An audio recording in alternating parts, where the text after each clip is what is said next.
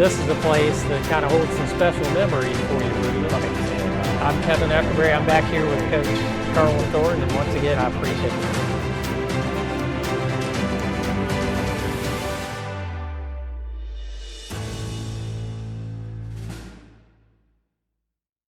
Hi, this is Kevin, and welcome to this week's edition of Kevin's Corner. When Troup High head coach Tanner Glisson was tasked with finding a new defensive coordinator for the football program, he didn't have to look far. J.C. Copeland has been an integral part of the Troup High football family for nearly 20 years, first as a player and later as a coach. J.C. obviously knows the sport and is an effective coach, but more importantly, he is an unwavering advocate for the players he leads, and he is an awesome role model. JC's journey has not always been a smooth one. Growing up, JC and his family had their struggles, and he actually lived in a number of different places during his younger days. Eventually, JC's journey led him to the Jeters. While JC was at Troup High, his head coach and a mentor was Bubba Jeter, a longtime coach at Troup High. Coach Jeter knew of JC's struggles, and he invited him to come stay at his home for a while. A while eventually turned into JC becoming a full-time member of the Jeter household, and he basically became a son to Bubba and his wife Lori, and a brother to the Jeter's daughters. Through it all, JC thrived as a player, and he went on to play college football at LSU, and he was also in the NFL for a short period. JC was an all-state defensive lineman at Troup, but at LSU, he shifted to fullback, and with his combination of speed and power, he excelled at clearing holes for the running backs. When his playing days ended after an injury, JC returned to Troup County, and he has been a coach at Troup High for about a decade. Now, JC has been promoted to defensive coordinator, and he's excited about that challenge. It's a big responsibility, but it's one that JC is prepared for, and the Troup High defense is in good hands. I had a great time talking with JC about his life and everything that has led him to this point, and I hope you enjoy our conversation. All right, hey everybody, this is Kevin. We are here at Troup High School in the Coach Bubba Jeter indoor practice facility, and I'm here with a very special guest today, Troup defense coordinator, Coach J.C. Copeland. Coach Copeland, how are you doing? Doing good. How about yourself? I'm doing great, thanks. First of all, I know whenever you look up there and see Coach Bubba Jeter indoor practice facility, that's got to be pretty cool for you, because I know how much that family and him in particular means to you. So how cool is it to be able to come into the Bubba Jeter practice facility every day? It's really an honor, just to give back and see them give back to somebody who put a whole lot of time and dedication into a program to make it, to put in a position where it is kind of today. No doubt. Obviously, you are the new defense coordinator here at Troup High School. This is, I believe, going to be your 9th year as a member of the Troup High coaching staff. So obviously, you put in your time here, and you worked closely with Coach Tanner Glisson since he came here to Troup High School. And just tell me, to get this opportunity, how excited are you about that? How much does it mean to you to be the defense coordinator? It means a whole lot. Just to get this prestigious opportunity anyway. coming from here and playing here and showing these kids the direction in which they can go. Right. The window in which they want to do is not that far off. Right. I came here, I stayed in West Point, stayed in LaGrange, and so you can see that window, and the guys like, okay, I have an opportunity to do such thing as he's doing. So it's a great opportunity. I'm looking forward to whatever this future has in hand for us at Troup High School. Right. Absolutely. From an X's and O's standpoint, it's probably not going to change a whole lot, is it? Just basically kind of be doing the same sort of things y'all were before? Yeah. We running the same defense that I ran at Troup High School when I was here and at Manchester. So it's not too much going to change. A couple of terminology will, the way we do certain things will because of how I like to do certain stuff. So it won't change as much. But if you look at the last couple of years, Troup defense has been good. Quay Birdsong, Quay Moss, a lot of other guys there in college that I'm not mentioning right now, maybe tons of them. Tons of them. Noah Dixon, I don't want to not say his name because he'll call me like, bro, you forgot me. Noah did okay. So it's some big shoes to fill, man, but I'm ready for the opportunity. Yeah, absolutely. Of course, defense, the X's and O's are important. Oh, yes, it is. But the big thing is just fundamentals, right? When you look at defense, you just make sure tackle cleanly, get Alignment, guys on the ground, assignment, force and technique. turnovers. That's really what it comes down to, isn't it? Oh, yes. If you can get the guys lined up and get them a technique and play football, you'll be fine. That's the name of the game. I mean, just be aligned, assignment, and know your technique. That's all we got to do. We'll be fine. And run to the ball. Yeah, and take away that football when you can, right? Yes, sir. Yes, sir. That's it. If it's in the sky, go get it. That's it. And before you became defense coordinator, you've done a lot of different things here at Troup High School. You've coached on offense, you've coached on defense. The past few years, I know you've worked with the defensive linemen. Just everything you've done, do you think has really prepared you for this opportunity? Yeah, I want to say I have. I mean, everything I do is, basically prepare me for life in general. Right, yeah. So just to get this opportunity from doing what I did the last couple of years is putting together a great D-line, what I consider great. It's just my experts and abilities that I hold to myself, hold to. I think they're doing pretty good. I want to be better. I want to be better than I was last year. Right. I'm always looking for ways to get better. And if you're not getting better, you're only getting worse. Never satisfied, right? Never get It doesn't satisfied. matter where you are, you always want to get to that next I always want to get to the next one. No doubt. And I know we mentioned Coach Glisson. Yes. You've pretty much been with him since he came here, and obviously you knew him before that because you were at Manchester High School for 2 years. Played Manchester, started under him, and was really, really good there. Didn't know really how good I was. I was just playing football. You never know. This whole ordeal, I didn't care about college. I didn't care about. I was trying to get out the house for my sister and my mom. I ain't gonna lie to you. I was just playing football because it was an opportunity to get outside. Right. And I just took the gifts that was given to me, and I just took advantage of them. Was able to do incredible things. Right. So, but yes, I knew G from when I was in 8th grade at Manchester, and I came up there, and now I'm here. It was about 9 years ago now. Right. I fractured my hip in practice. And before I left, I was like, yo, if this football stuff don't work out, I want to come back and coach. And he was like, you got an opportunity here if it ever come to it. And I was like, all right, cool. So I fractured my hip, and I had to drive back on the fractured hip. Man. I called him and said, yo, so the opportunity's still open. Remember what you said? Yeah. Do you mean exactly. it? So I started here, came in as a paraprofessional. Yeah. And I got my master's about 3 years ago now. Awesome, man. Got it so I can become a teacher. I mean, this is, I don't know, I was looking for different ways, different avenue to still do what I love. Right.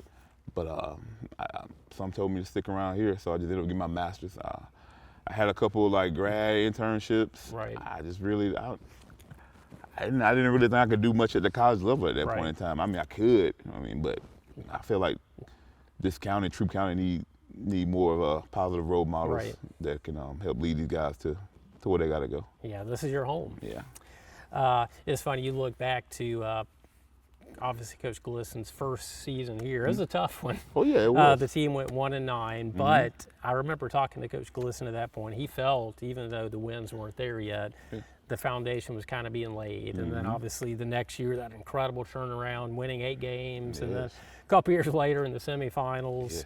To see the consistency this program has now, just you expect to be in the playoffs every year and expect to win playoff games. That's got to be really satisfying for you to see this Troup program thriving like it is. I mean, when you're an alumni of a school like this, of this caliber, you want to see them be successful. You want to see guys go off from your school program and go off and be NFL draft picks, go off and play in the MLB. I think Ryan Bliss right now was here. He's playing, got a home run last week. He did, Jabari Thrash getting drafted to the the Cleveland Browns. Yep. He's really showing out too. He's really doing a good job. Yeah. We got a couple other guys going to come out next couple of years. I mean, it's really a pleasure. Right. It's a great opportunity. It warms my heart because these guys was here a couple of years ago, little bitty pups, didn't know what they want to do in life, still wet behind the ears. And now they got an opportunity to do exactly what they want to do in life. And now we got a couple more guys going to college as we speak, and they're in there, they're understanding what I was talking about from the get-go. So, but that's another reason why I can help these guys understand at this level, because when you get past high school, it's about business. No doubt. It's not about, he's not my friend on the field, because he's trying to get to the next level as I am. And it's a dog-eat-dog world out there. Well, college football is literally about business now. Oh, yeah. Everybody getting paid, Guys are actually getting paychecks now, which is a lot different from when you were in college. Might have been nice back then. I ain't gonna speak on that right now. Everybody know how we feel about that. Oh, I know. But it's funny, when I was talking to Coach Glisson, he looks at this team.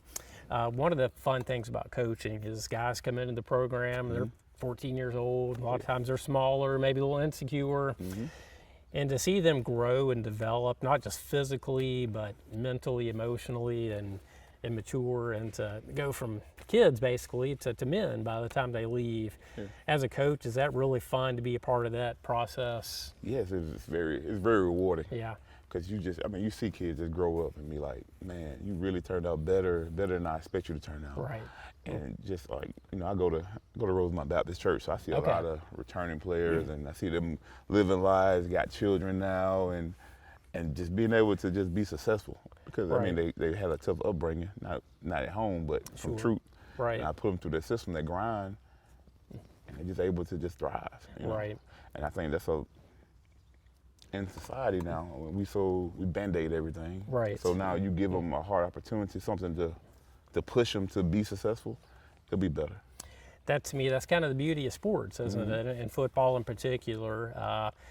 They learn so much about competing, obviously, but just how to be better, how to push through adversity, because a lot of things are going to go wrong. And you had that when you were a player. Is that, to you, is that one of the most valuable parts of football? Is just, it teaches them not just about sports, but it's going to help them when they get beyond high school. It's about how you respond. Right. Everything is about how you respond, rather it's a flat tire or the guy in front of you beat you the last rep. It's about how you respond to the next play. Are you going to let this determine how your day going to go, or are you going to go and push through it? Right. And I think football is the last sport that you just got the next play, you got to forget what happened in the last play. Right. This next play is a whole new opportunity for you to be whatever you want to be. So, football is that last gladiator sport that you look for. Yeah, failure's going to happen. That's as a parent, you hate to see that. You want everything to be perfect for your kids, and it's the same as a coach. But nobody wants to see you fail. Nobody. No, but that's part of sports. It's part of life. So again, that's something you can handle that one of two ways. Oh yeah. You can fold within yourself or use that to make yourself stronger. And you obviously use it to become a better person. That's what you hope for these kids, right? Yes. Be great men and fathers to whatever they got going on. Right. Yeah, absolutely. And as a coach, when you decided to get into coaching, a big part of that is you love the sport. Football means so much to you, but also the opportunity to make an impact on the lives of young people, be there for them, because, you talked about everybody has challenges, some more than others, but everybody on this team has stuff they're having to overcome, and to be able to kind of help them through that process and help them grow up and become men, that's really special, isn't it? Yes, it is.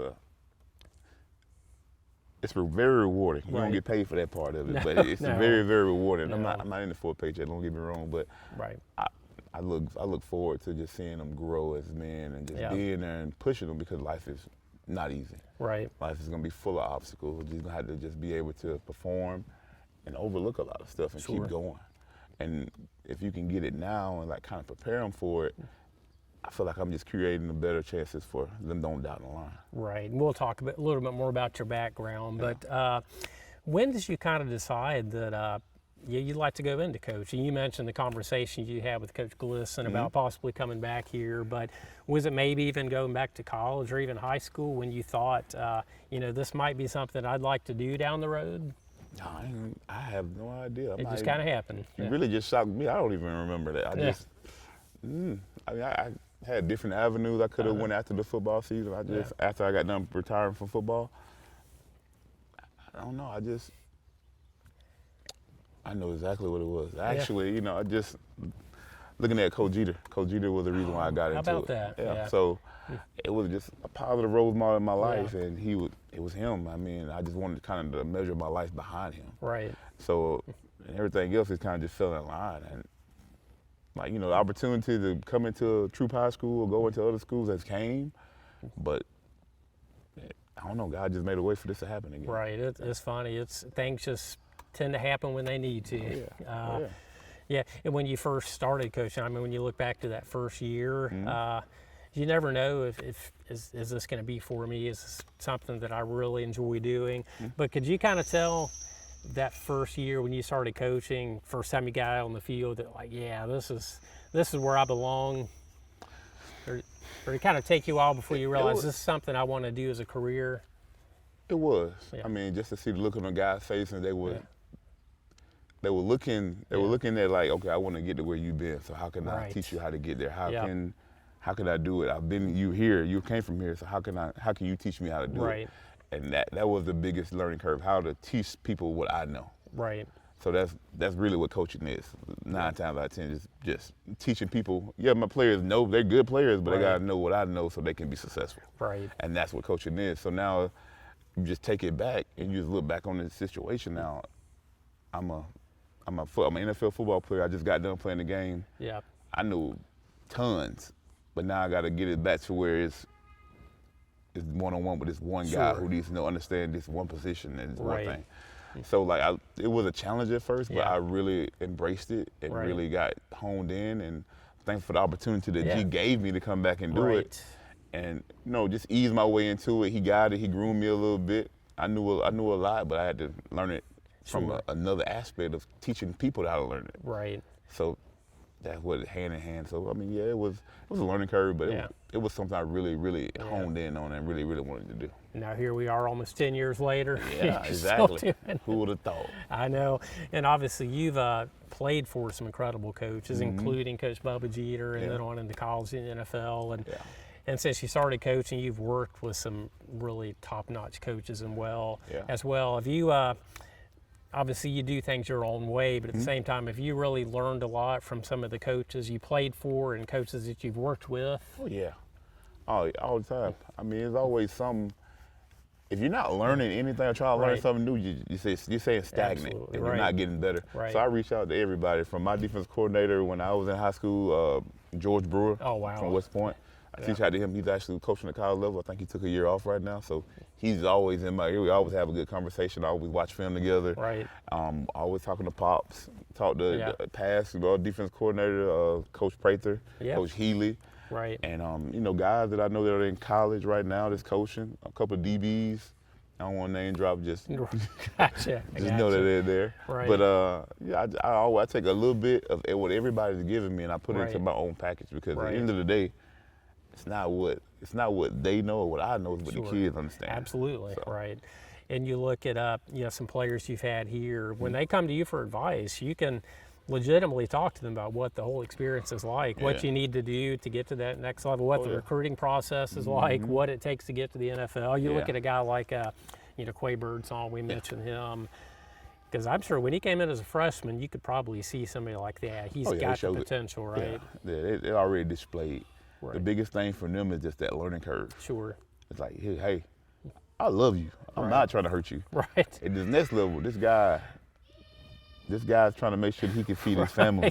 Right. So if you can't do it for him, he's not gonna keep you in the game. He's not gonna keep you around. They're gonna they are recruiting your replacement every single year. Absolutely. And the transfer portal is right there, and they come bring somebody in.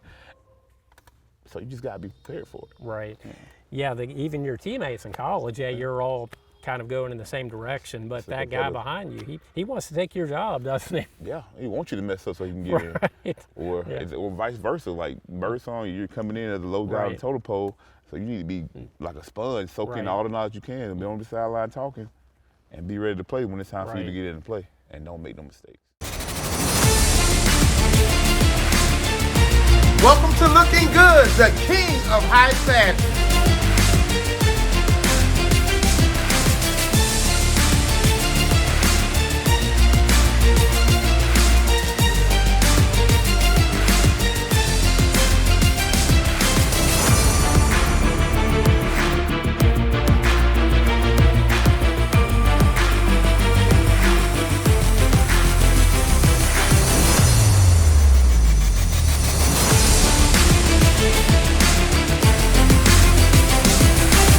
Come see us at Looking Good, so when you leave out, you'll be looking good.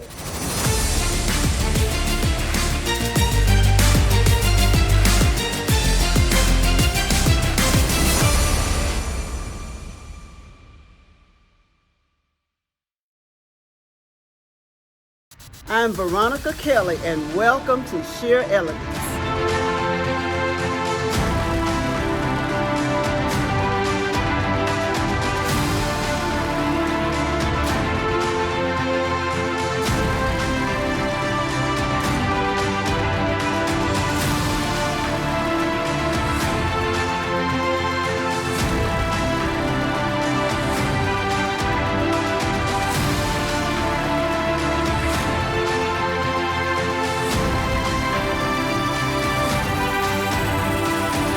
We're located at 819A New Franklin Road, LaGrange, Georgia.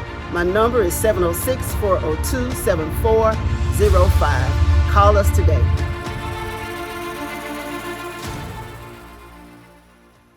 I'm the Executive Director of the Greater Valley Area Chamber of Commerce. Let me take this opportunity to tell you about the Greater Valley area. We are conveniently positioned midway between Montgomery and Atlanta on the vital I-85 corridor. The Greater Valley area, tucked in the historic, scenic Chattahoochee River watershed on the Alabama-Georgia border, is one of the Southeast's best places to visit and call home. It has the elements that make for a great quality of life, over 3 centuries of exciting, unique history and art, many scenic roads, the outdoor activities that include bicycling, boating, paddling, camping, fishing, hunting, and much more. Looking to do some shopping? Well, look no further. Here in the Greater Valley area, you will find a variety of retailers, both big and small, from fabulous boutiques, sports and outdoor apparel, antique shops, to national chain retailers. We have you covered. I know when traveling, you're always looking for that unique spot to take a break and enjoy lunch or dinner. From the delicious pastries and coffee at our very own local coffee shop to our home-style country restaurants, we have some of the best burgers, steaks, pizza, and barbecue you will find, down to the best salad bar around. We are home of the world's largest rocking horse in November and our famous merry-go-round during the month of December. The Greater Valley area is uniquely diverse with unique character, home hospitality. Come visit us soon.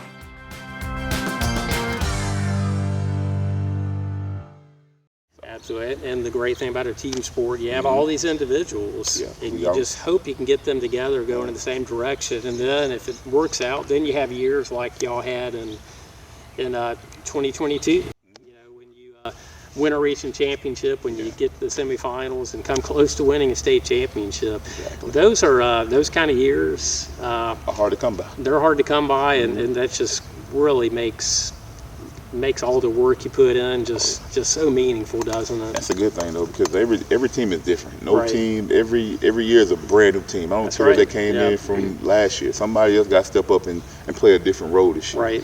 And that's what we Coach G does a good job of transitioning these players over to the next year. We get them ready for the next season, the next guy up. We always rotate guys, get them ready to be on the field for the next year. Right. While we're working on this year to get this team better. So, he does a great job on it. I have nothing to say bad about it. I love this program. Love it. Yeah. And that's the key. I mean, when you're coaching guys, it could be a third stringer. You coach everybody the same way, like you're going to be starting on Friday night, because you never know when your opportunity is going to come, right? Oh, yeah. Even so when we practice, we break it up a little bit. So the offense go with the offense, and then the offense at any time. I have my defense. I have the JV and I have the third stringers, and we all rotate. So they all get the same work that the varsity is getting when it's time for varsity. So when we switch over to defense, the guys that's not getting all those reps, they still get those. And then when it comes scout team, I'm coaching them on scout team just as hard as I coach the varsity players. Because, again, we only as good as the guys behind us. Right.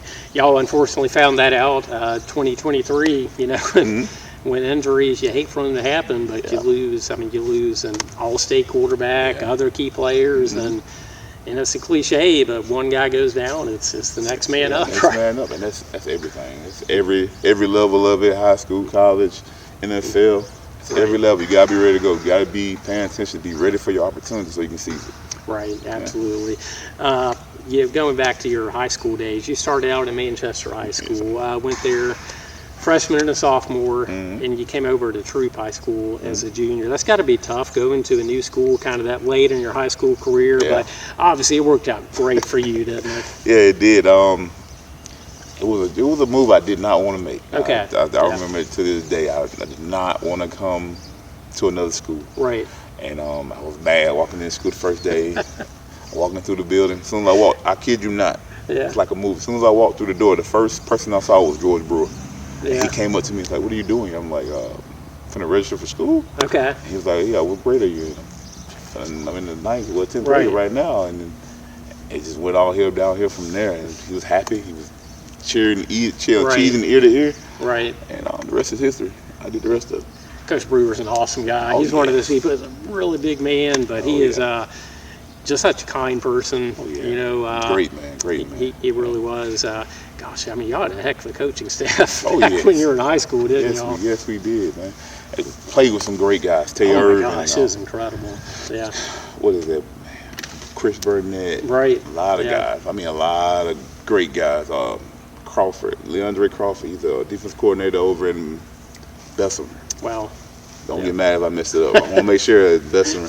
Denzel Turner went down and played at Tuskegee. Got him a couple of rings down there. And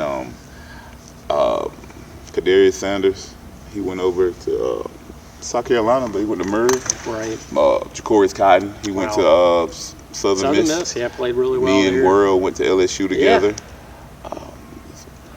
I don't think I'm missing nobody, but it was a talented, very talented team. Yeah, I'd forgotten that Brandon went to LSU as well, which had to be great for you to have a familiar face. It was. We were roommates for the first 2 years. How about that? I love that guy, man. Yeah, absolutely. But like I said, you come over here to Troup High School, and it is an adjustment, like you said. But once you got out and started practicing with your new teammates, it probably, I'm imagining, it didn't take real long for you to really feel welcome and feel at home here. Oh no, it didn't. I mean, at the end of the day, man, it's football. I had a natural ability to it. Right. So everybody kind of honed in on like, he could play. So I just did what I was good at, and it just helped everybody else be successful. Right. You were good at a lot of things in high school. I remember, it was defensive lineman. Yeah. Whoever had the football, when they would see, well, there's JC, I better go. Opposite way. Opposite way. Direction. And then, I know Quay Burson, I used to get frustrated about it. I'm like, if you're a dog, they're going to run away from you. Right. So, I had to go chase a lot of my plays down on the other side of the field. So, it's just part of the game. Why would you run at the best player on the team when you can run away from them? Right. Yeah. Right. I remember kind of similar during LaGrange High Schools, like their 2003, 2004 teams, their leading tacklers probably were not actually their best players, because guys like, they would kind of veer away from them and somebody else would get all those tackles. Everybody gets them, And that's just the name of the game. Yeah. Especially in this defense. It's like, it's not made for the D-line to get a lot of tackles. It's made for the linebackers to float and get all the tackles. Right, absolutely. But what are, I've talked to guys who've gone on to play big-time college football and played in the NFL like you did, and they'll say there's nothing like a Friday night at Callaway Stadium. when you look back on those days, and that's really what it was all about, wasn't it? Getting in there under the lights at the stadium. There's nothing like it, is there? It's not. It's carefree. It's like everything I'm doing right now is minor. Right. It's like I ain't got to worry about the next guy. I ain't got to worry about what's going on. I just play football. Right. Friday, I got 2 days off. When you get to college, no, you celebrate that night. That's it. The next day, you got football practice. Right. Monday, Tuesday, Wednesday, Thursday, Friday. Yeah. A walkthrough. Scrimmage game on Saturday. Walkthrough on Sunday. Monday, Tuesday, Wednesday, Thursday, Friday. Right. And it repeats, and it's over and over and over again. You don't have a life in college. Well, at LSU, you get past Alabama. Well, you got Ole Miss the next weekend. You get past them, you might have Auburn the next week. You have a gauntlet. You have a real deal gauntlet when you get in the SEC on that west side. Yeah, and man, y'all had some incredible times in LSU. We'll talk about that a little bit. But when you look back on your time at Troup, were there some games that really stand out for you? I know, gosh, whenever y'all played LaGrange at the stadium, that's as good as it gets, isn't it? It was. It came down to it. Josh Mansour, the kicker. Yeah. We held them. Yeah. Held them. They jumped outside. They kicked the 55-yard field goal. Joe Mansour, yeah. All right, cool. So now you got to kick it again. Right. He's not going to make this one, of course. No. Everybody thinking, boom, he kicks it again. And it's like, let it slip through our hands. Another one would be the Washington County game. We lost 3-0. We go down there, we played great. great defense the whole game, Yeah. and they get within field goal range, and Yeah. they kick a field goal, and we lose it 3-0. Man, it's just, guys, just give us one touchdown. Exactly. We'll get the W. But yeah, it's the wins are great. Even the losses, you can look back on those and just enjoy those moments. Well, that's awesome. When we come back, we're going to talk a little bit more. I know kind of about your relationship with Coach Jeter. I know he means a lot to you, and then kind of about what the recruiting process is like for you as well. All right, cool. All right, appreciate it.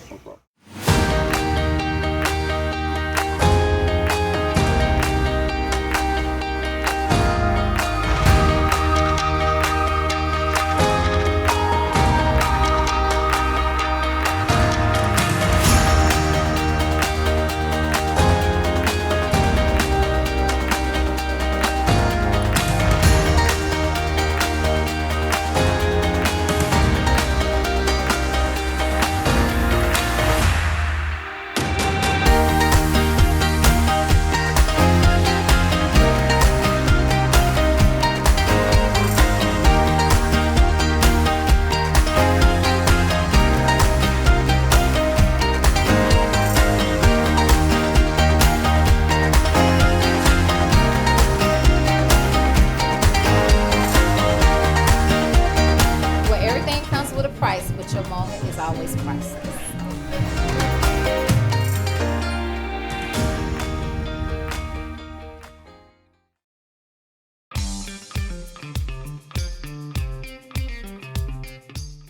Hello, I'm Carrie Wood. I'm the Executive Director of the Greater Valley Area Chamber of Commerce. Let me take this opportunity to tell you about the Greater Valley area.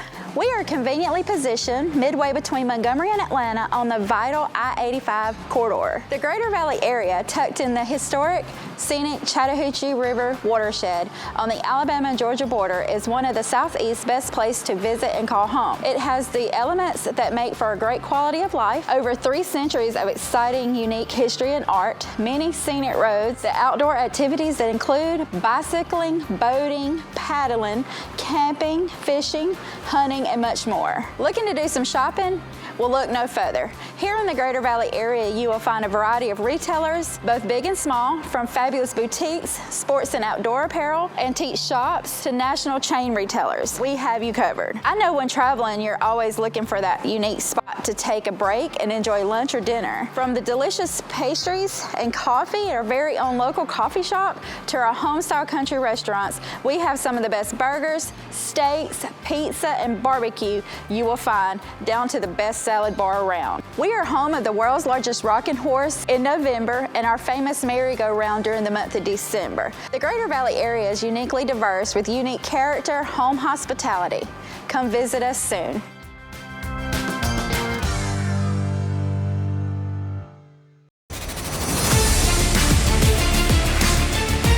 Welcome to Looking Good, the king of high fashion.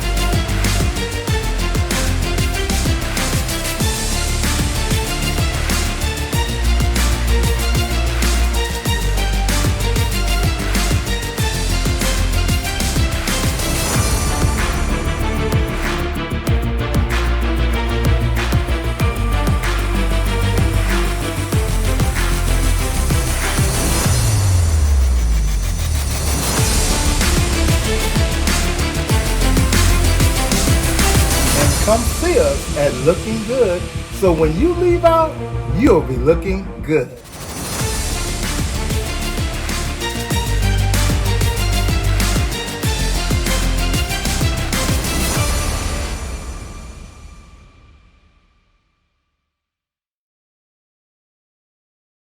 I'm April Ross. And I'm Corey Ross. We are the owners of BTV Network.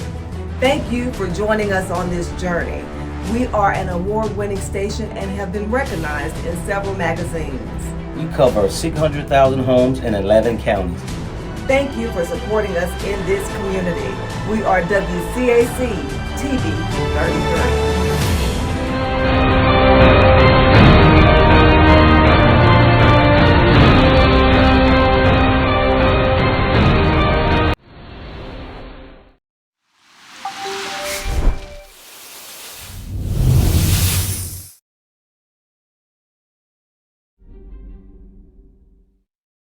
All All right, hey everybody, this is Kevin back here with Coach J.C. Copeland, the new defense coordinator here at Troup High School. Yes, Coach, sir. I appreciate you so much for doing this. No problem. I know it's really cool for me because I covered you when you were in high school, and that was so much fun. And it's been awesome for me to see your journey from high school to LSU to the NFL with the Cowboys, and then obviously injuries happen, and now here you are 10 years into your coaching career. But when you're in high school, one of the people who helped you so much was Coach Bubba Jeter. And I know for you, he started out as a coach. Yeah.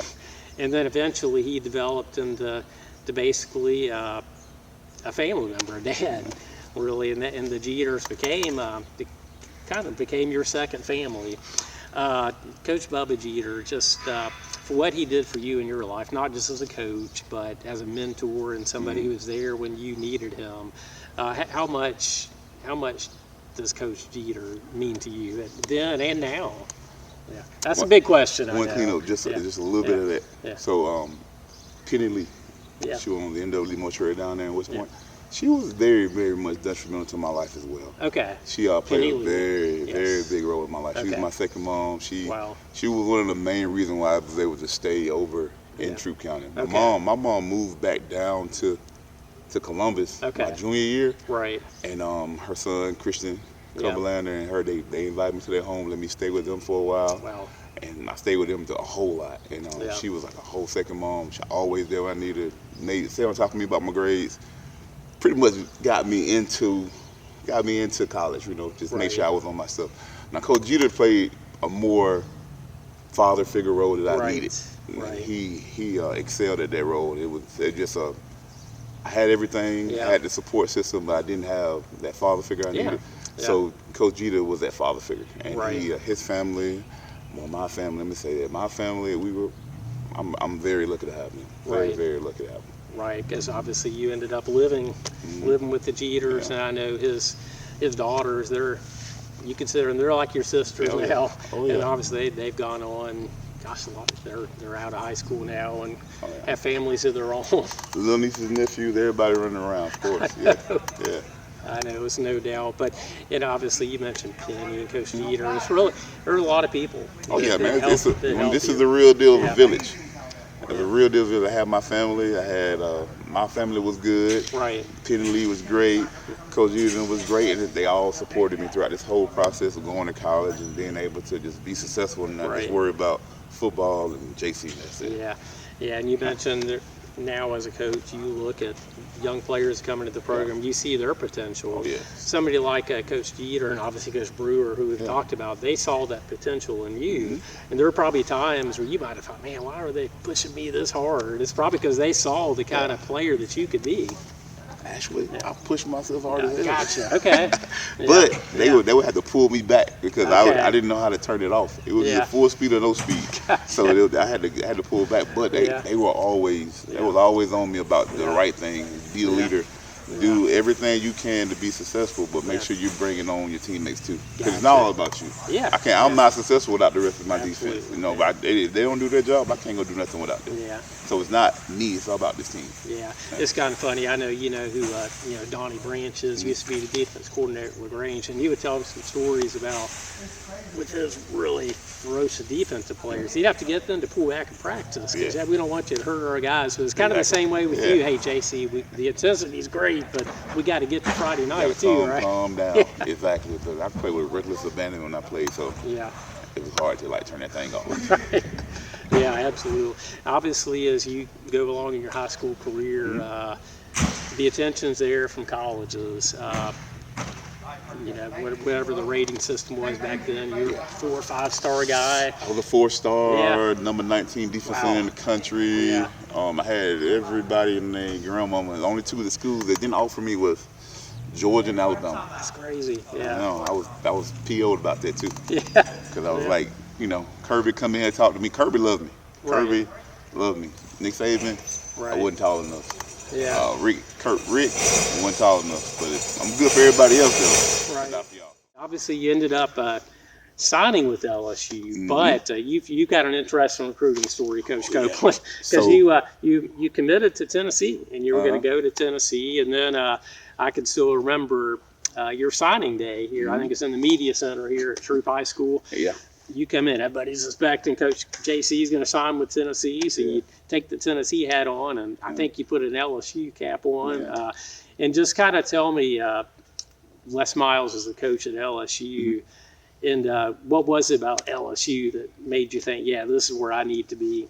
The atmosphere. Okay. It was a There's feeling. nothing like it, is there? I can't explain it, but between like here in Mississippi is dead. It's like riding on the road is dead. But like when you get over into Louisiana, it just to me it felt different. Yeah. And the atmosphere, everything. I get to the campus and I see what's going on campus. It's like this is pretty good. Right. But in my mind, I'm like I'm already committed to one person already. Sure. I want to stay with this one person. Right. So like I'm trying to look for the complete bad in this school and not trying to go to it. The only reason why I went on this official visit because Miles himself came down and said, JC, I want you to come on the official visit. Yeah. And I was like, I'm going to Miami this week. He was like, I really want you to come on the visit. I'm like, okay. But then Brewer came and said, JC, Miles came in here personally and asked you to come down and you better take your butt down. Yeah. So I said, all right, cool. So we drove, me and Coach Jeter drove down there, got a ticket on the way, of course.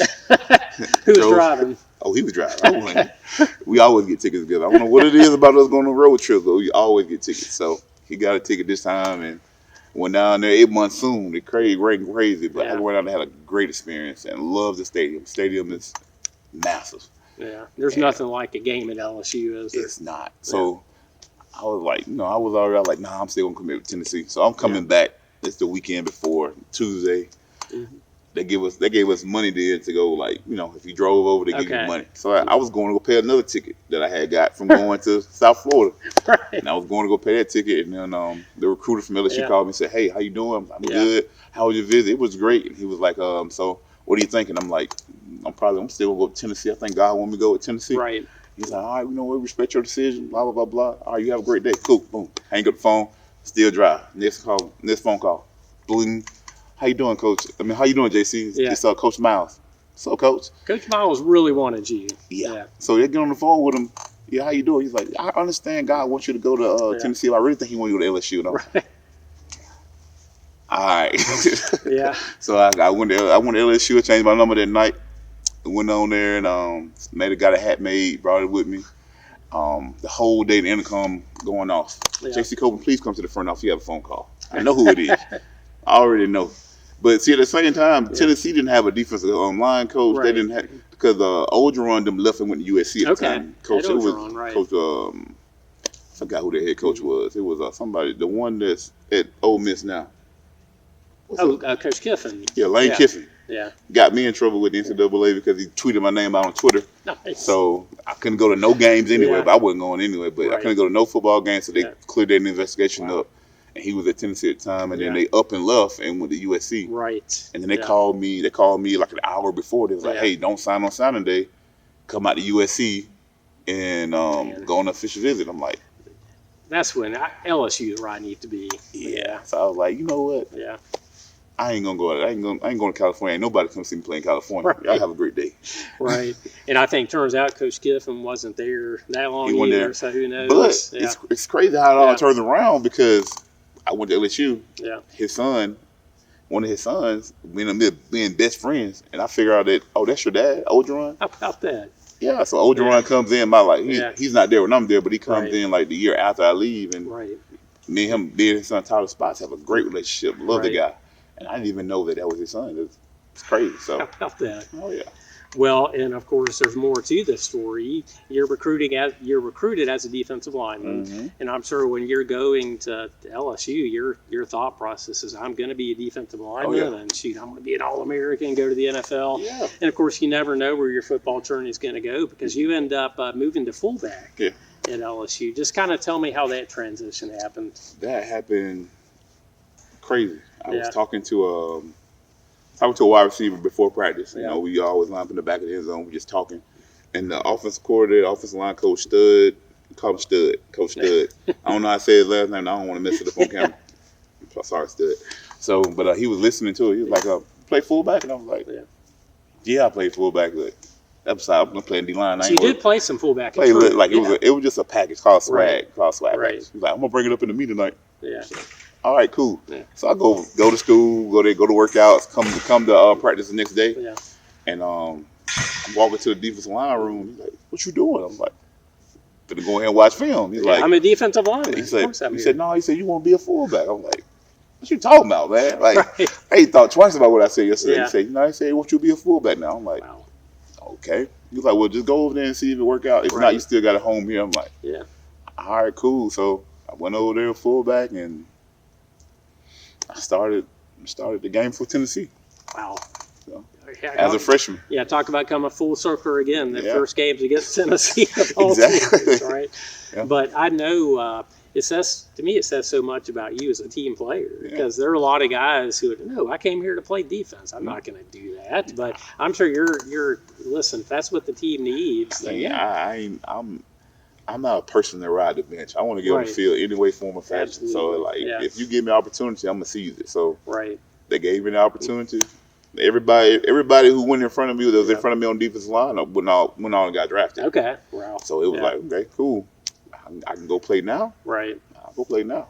Well, I know you kind of brought a defensive mentality to that fullback position, because I know you had a handful of carries, but mostly your job was to plow people. Go create an opening for the running back or give the quarterback a little time to pass. Mm-hmm. When you made that transition, did you take that aggressive defensive mentality to the fullback position? Yes. I think that's probably what made me the most dominant fullback that I was.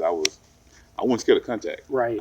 I embraced it, so I love to hit people. Like, I love to hit people. So when they say, all you gotta do is go and block this guy, so I can go hit this guy. Right. Like, yeah. Okay. Cool. So I go in there. Yeah. The first time I go in and block, I open my arms like, wow, I'm going to make a tackle. But he said, whoa, keep it inside. Hold for that, right? Yeah, keep it inside and drive your feet. So after that, it was hit every time. Hit. It's contact.